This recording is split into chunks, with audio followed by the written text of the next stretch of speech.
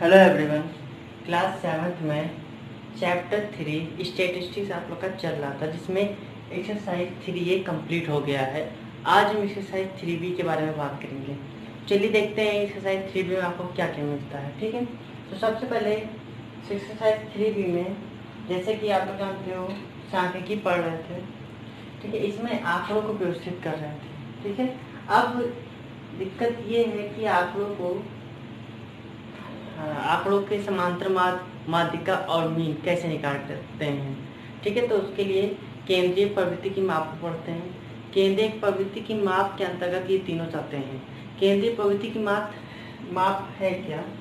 केंद्रीय प्रवृत्ति की माप जैसे जैसे आप एवरेज निकालते हो, है ना, कुछ नंबर आपको दिए रहते हैं 2, 4, 6, 8, 10, 12। तो एक बीच का नंबर जो दोनों तरफ से, कम भी से और ज़्यादा से, दोनों के बिल्कुल मध्य में हो, है। जैसे हम लोग किसी क्लास में जाते हैं और वहाँ पे मान लीजिए 10th में बच्चा पढ़ता है, तो हम कहेंगे कि आप लोगों की मैक्सिमम एज या नॉर्मल एज, मैक्सिमम एज और मिनिमम एज नहीं बोलेंगे, एक एवरेज एज बोलते हैं कि आप लोग 15 ईयर्स के हो गए और 10th में पहुँच गए हो।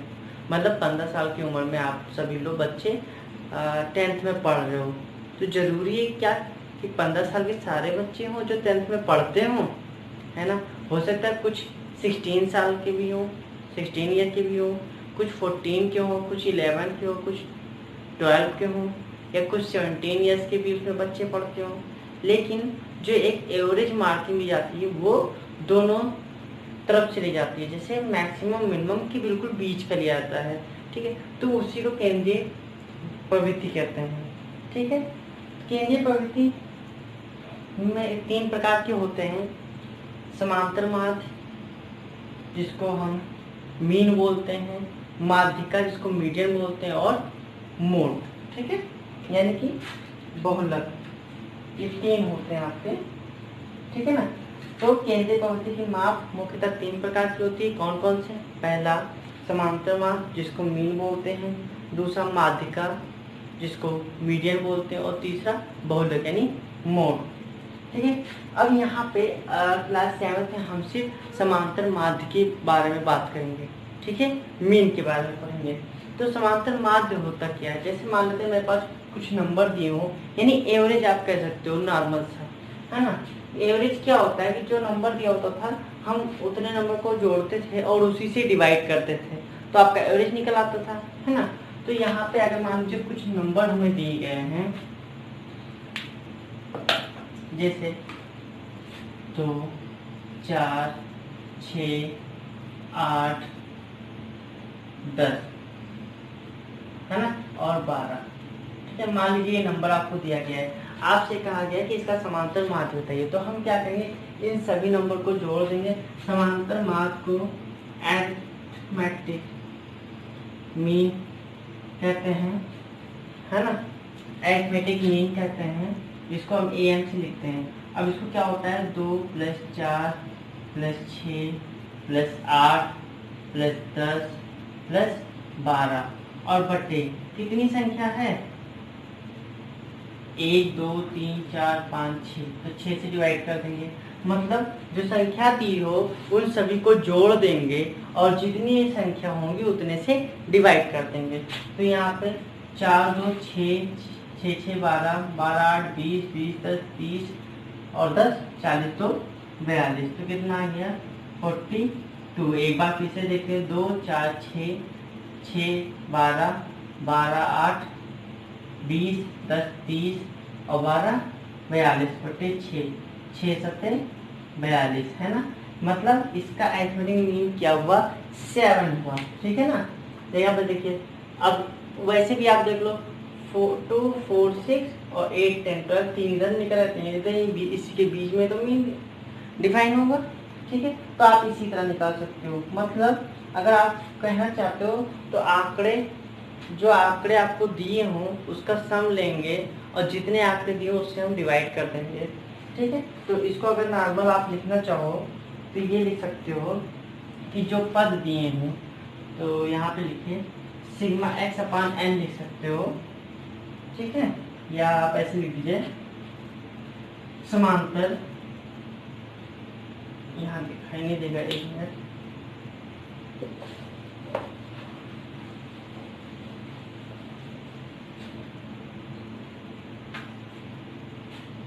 समांतर माध्य बराबर सभी पदों का योग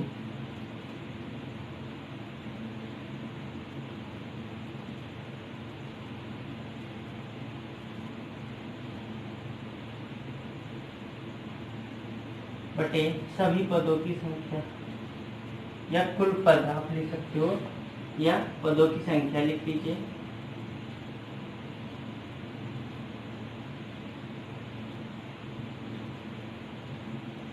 है ना, कितने पद हैं उनकी संख्या। तो इस तरह से ये हमने जो एग्जाम्पल दिया था वो क्या कहता है, सभी पदों का योग किया था और बटे पदों की संख्या। तो ये समांतर माध्य का आपका सूत्र हो गया, फार्मूला हो गया, आप इसी से ये कर सकते हैं, ठीक है ना।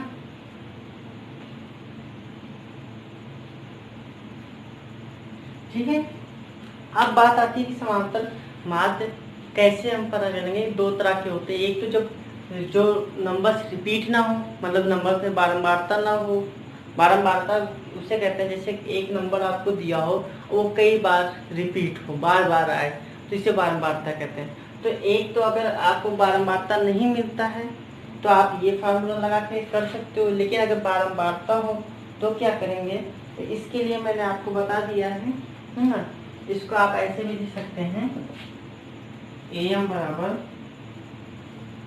सिग्मा x अपान n। सिग्मा x का मतलब वही सभी पदों का योग, मान लो x1 x2 x3 x4 दिया हुआ है, तो यहाँ पे आप ये लिख सकते हो, ठीक है। सिग्मा x लिखना चाहो तो यहाँ लिख दो, where sigma x equal to x1 plus x2 plus dot dot dot dot xn।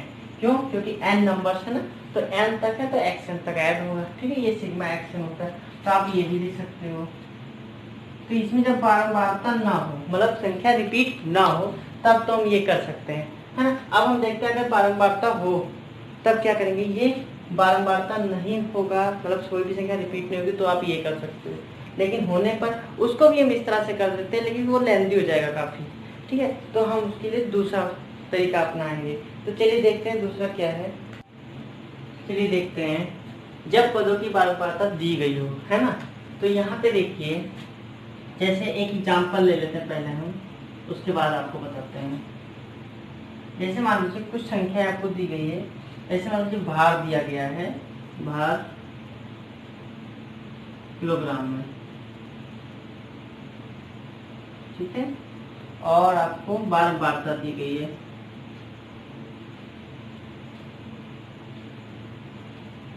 ठीक है, भार किलोग्राम में और बारंबारता।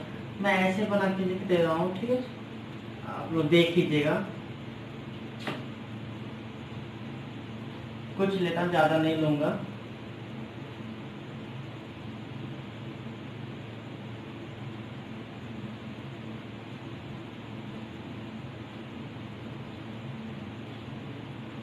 ऐसा मान लीजिए दिया है कि 40 किलोग्राम है, कितने व्यक्ति का, 8 व्यक्ति का।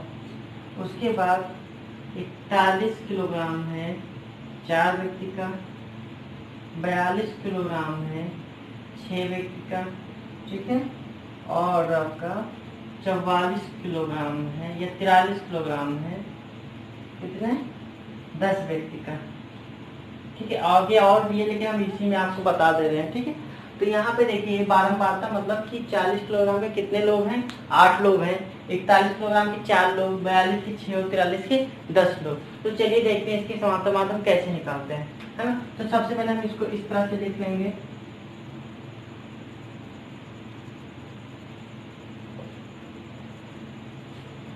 इस तरह से हम बना लेंगे, और क्लियर हो गया।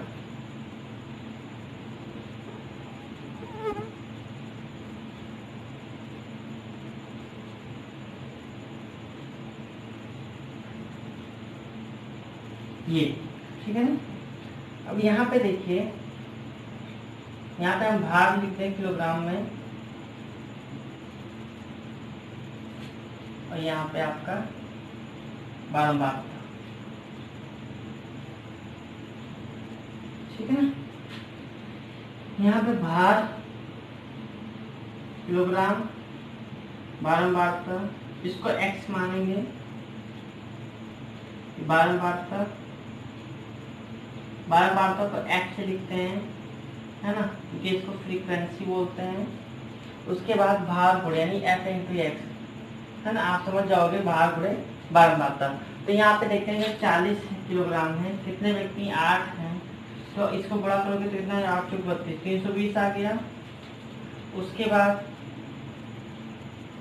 41 आ गया, 41 से कितने लोग 4 हैं, बड़ा के 4 कम 4 और 4 चौक 16, है ना, 164 आ गया।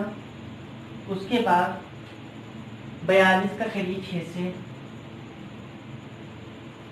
कितना 6 दूनी 12 और 6 चौक 24, 242 आ गया, और सॉरी 6 चौक 24 25, 252।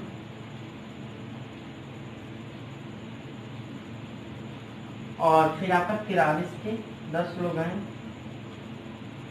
43 का नंबर 430, ठीक है, ये आपका बन गया।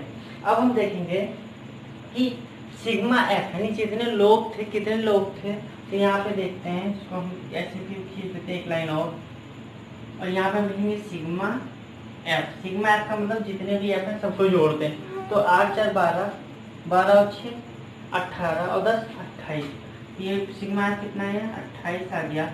अब ये क्या है, ये सिग्मा एफ से, है ना, सबको जोड़ देंगे तो सिग्मा, सिग्मा का मतलब क्या है, सभी को ऐड ही तो कर रहे हैं, तो ऐड किए 4 2 6,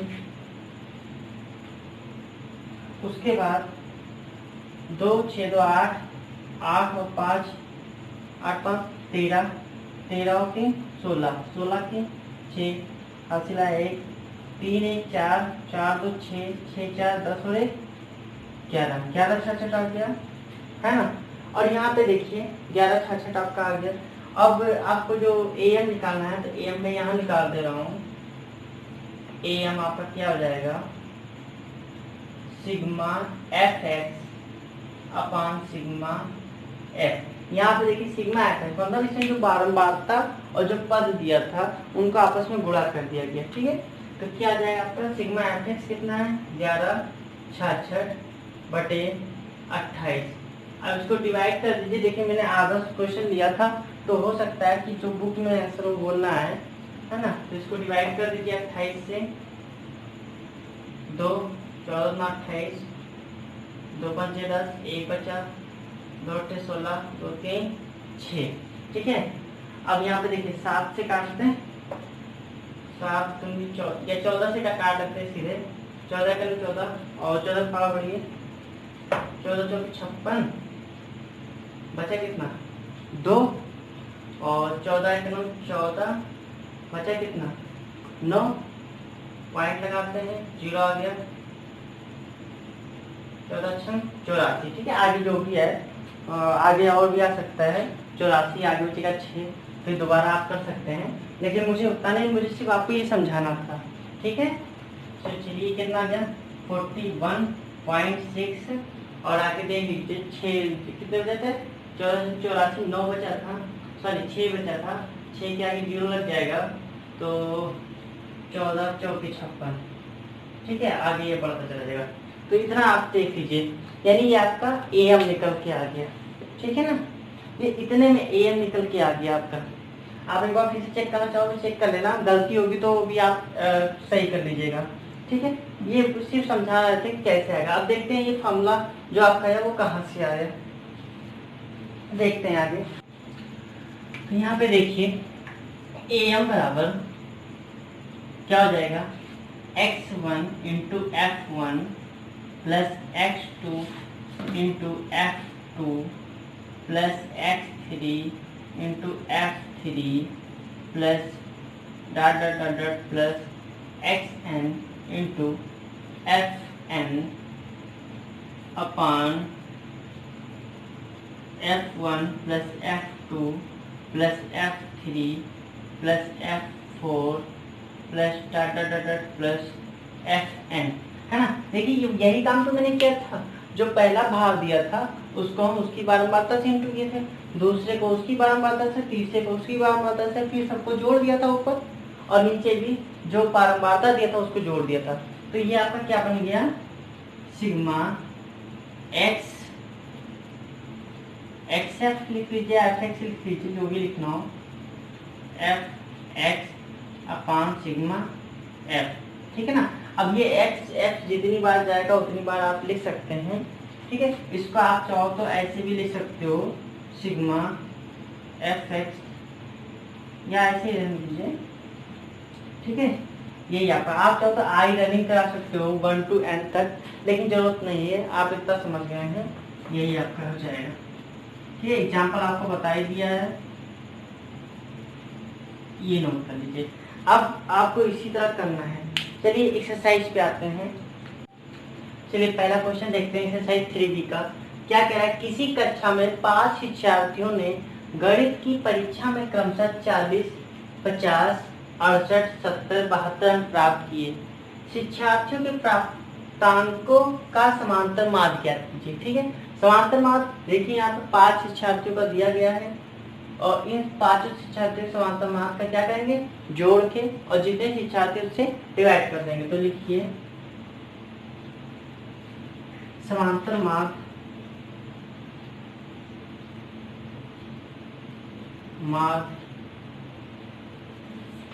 एम बराबर, ब्रैकेट में लिख लो एम बराबर सभी पदों का योग, यानी सभी प्राप्तांकों का योग,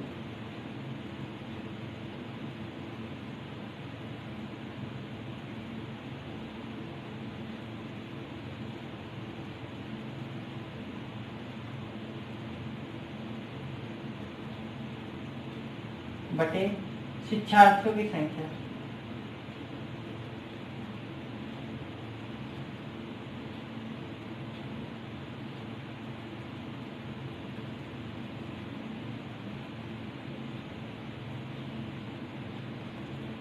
ठीक है, तो सभी पदों का योग कितना हो जाएगा, 40 प्लस 50 प्लस 68 प्लस 70 प्लस 72 बटे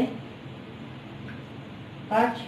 शिक्षार्थी संख्या 5 है, जोड़ दीजिए 50 और 40, या ऐसे करिए 8 और 2 10 की 0 हासिल आई, 4 5 9, 9 और 6 15, 15 और 7 22, 22 और 7 29, और 1 हासिल 30 बटे 5, डिवाइड करिए 5 6 30 0, यानी कि आपका आंसर आ गया 60, है ना, 60 प्राप्त। तो ये क्या आ गया 60, मतलब इसका समांतर माध्य क्या है 60 के आसपास ये सारे प्राप्तांक हैं, ठीक है। नेक्स्ट देखते हैं दूसरा क्वेश्चन। किसी फैक्ट्री में 15 मजदूर की प्रतिदिन की मजदूरी दी गई है, मजदूरों की मजदूरी का समांतर माध्य ज्ञात कीजिए। तो सेम टू सेम इसी के जैसा ही दूसरा क्वेश्चन से कर लीजिएगा। तीसरा क्वेश्चन क्या है, जो आंकड़े दी गई उससे समांतर माध्य ज्ञात करना है। तो तीसरा क्वेश्चन बारंबारता के आधार पे है। चलिए तीसरा क्वेश्चन कर लेते हैं। तीसरा क्वेश्चन कह रहा है आपका, नीचे दी गई सारणी के आंकड़ों का समांतर माध्य ज्ञात कीजिए, ठीक है ना। पद दिया हुआ है आपको, बारंबारता दी गई है, समांतर माध्य ज्ञात करना। देखिए यहाँ पे बारंबारता दिया है, तो मैं सिग्मा एफ एक्स अपान सिग्मा एफ वाला फॉर्मूला अप्लाई करूंगा। चलिए देखते हैं। सबसे पहले क्या करेंगे, पहले इसको कॉलम वाइज बना लेंगे। यहाँ लिखेंगे पद, है ना, पद को x लिखते हैं, और यहाँ लिखेंगे बारंबारता,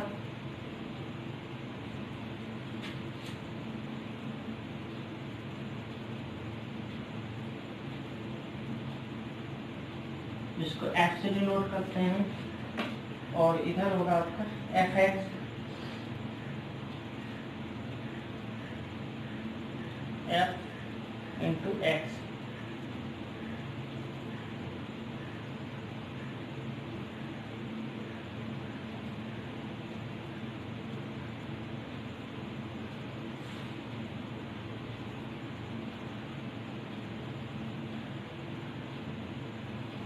ये हो गया। ठीक है, पद आपको जो जो दिए गए हैं लिख लेते हैं पहले। 4, 6, 8, 10, 12 और 14। ठीक है ना, और नजदीक लिख जाएंगे, फिर नीचे पहुंच जाने पर आपका ये वो दिखेगा नहीं।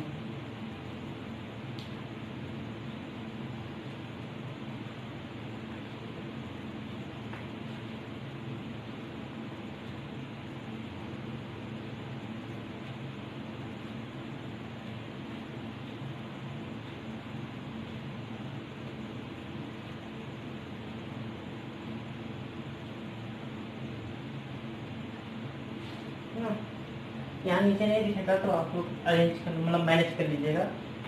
देखिए यहाँ पे 4 की बारंबारता कितनी है, 3 है। 6 की 4 है, 8 की 2 है, 10 की 2 है, 12 की 6 है, 14 की 8 है। ठीक है ना, अब यहाँ पे देखिए हम इंटू करेंगे तो 4 3 12, 6 चौक 24, 8 दूनी 16, 10 दूना 20, 12 छंग 72 और 14 अट्ठे